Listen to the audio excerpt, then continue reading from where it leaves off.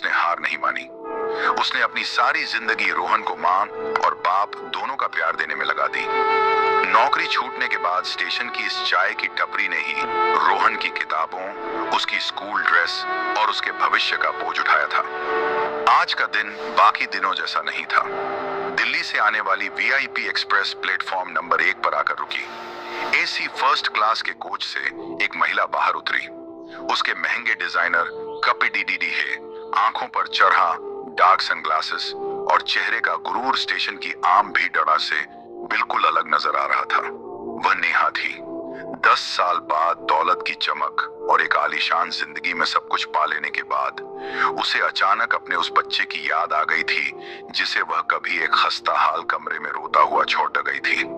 उसे पता चला था कि उसका पति अब स्टेशन पर चाय बेचता है और एक कदम आगे बढ़ाते हुए कहा, मैं 10 साल पहले जो चीज यहाँ छोड़ गई थी उसे वापस लेने आई हूँ। रोहन मेरा खून है।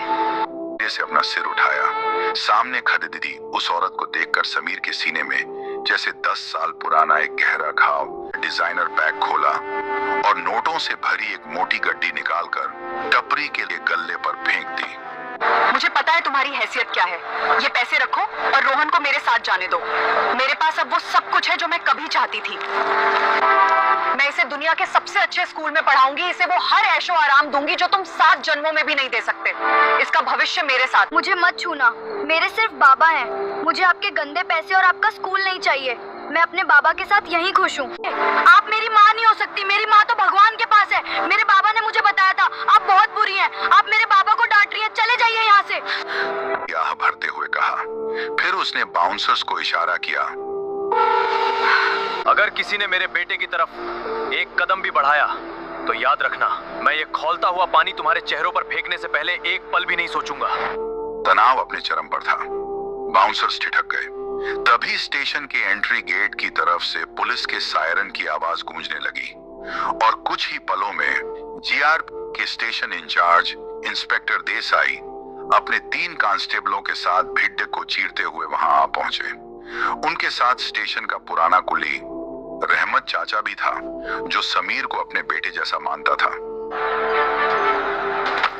क्या हो रहा है यहाँ? पीछे हटो सब। दिल्ली वाली ट्रेन का इंतजार कर रहा था। मैंने वो पूरा तमाशा देखा। उस औरत का अहंकार और तुम्हारा स्वाभिमान दोनों मैंने अपनी आंखों से देखे हैं। और मुझे ये भी पता था कि वो दौलत के नशे में चूर औरत इतनी आसानी से हार नहीं मानेगी। समीर ने चाय का गिलास माथुर साहब की तरफ किया। चाय का एक घूंट पीकर माथुर साहब ने आगे कहा,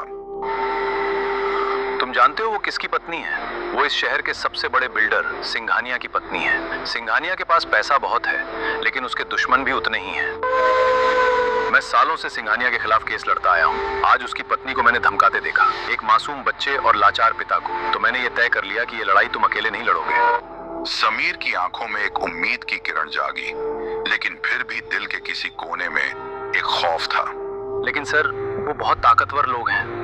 वो कोर्ट में साबित कर देंगे कि मैं एक गरीब चाय वाला हूँ। हुए बोली, तो तुम आ ही गए अपनी हार का तमाशा देखने। मुझे लगा था कि तुम रात में ही बच्चे को लेकर किसी दूसरे शहर भाग जाओगे। खैर, अभी भी वक्त है समीर। ये केस शुरू होने से पहले ही खत्म हो चुका है। मेरे वकील ने वो सारे कागजात तैयार कर लिए हैं जो ये साबित करेंगे कि तुम मानसिक रूप से रोहन को पालने के लायक नहीं हो। सिंघानिया ने सिगार का धुआं उड़ाते हुए हिकारत से समीर को देखा और अपनी जेब से एक चेकबुक निकालते हुए कहा, सुनो चाय वाले, मैं तुम्हें आखिरी मौका दे रहा हूँ। इसमें जो रकम भरनी है भर लो और इस लड़के को हमारे हवाले कर दो। कोर्ट कचहरी के चक्कर में पड़ोगे तो ये टपरी भी बिक जाएगी तुम्हारी। समीर का खून खौल उठा, लेकिन इससे पहले कि वह कुछ बोल पाता, पीछे से एक और जानी पहचानी आवाज गूंजी, चेकबुक अपनी जेब में ही रखिए मिस्टर सिंघानिया, क्योंकि इस चाय वाले का वकील बिकाऊ नहीं है। सबने पलट कर देखा। दिनेश माथुर अपना काला कोट पहनते हुए सीढ़ियों से नीचे उतर रहे थे। नेहा के महंगे वकीलों में भी अचानक कानाफूसी शुरू हो गई। मातृत्व सिर्फ जन्म देने का नाम नहीं है माय लॉर्ड। मातृत्व पालने, पोसने और जिम्मेदारी उठाने का नाम है। जो काम इस पिता ने अकेले किया है माय लॉर्ड, तब इन्हें 10 साल पहले नहीं याद आया अपने बच्चों का भविष्य।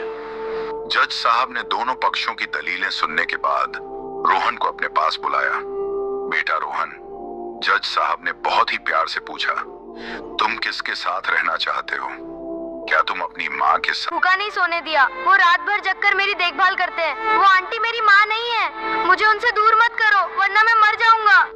रोहन की उस मासूम और दर्द भरी आवाज ने कोर्ट रूम में बैठे हर इंसान की आंखें नम कर दी। यहाँ तक कि माथुर साहब भी अपने आंसू नहीं रोक पाए। जज साहब ने अपना चश्मा उतारा, एक गहरी सांस। सर्वोपरि है। ये सच है कि नेहा बच्चे की जैविक मां है, लेकिन उन्होंने स्वेच्छा से अपनी जिम्मेदारियों से मुंह मोड़ा था। दूसरी ओर समीर ने गरीबी के बावजूद बच्चे की कमी नहीं छोड़ी। बच्चे का अपने पिता से लगाव कि उसे असली प्यार और सुरक्षा समीर के पास ही मिली है। 10 सालों का बोझ आज उसके कंधों से उतर गया था। नेहा और सिंघानिया बिना किसी की तरफ देखे अपमान का घूंट पीकर कोर्ट रूम से बाहर निकल गए। उनका सारा गुरूर आज एक सच्चे पिता के संघर्ष के सामने हार गया था। कोर्ट के बाहर धूप बहुत खिली हुई थी। समीर ने माथुर साहब के पैर छूने की कोशिश की, लेकिन माथुर साहब ने उसे गले लगा लिया। समीर, भगवान मैं नहीं, ये तो तुम्हारा संघर्ष था। धन्यवाद सर। मैंने तो बस सच्चाई को आवाज दी।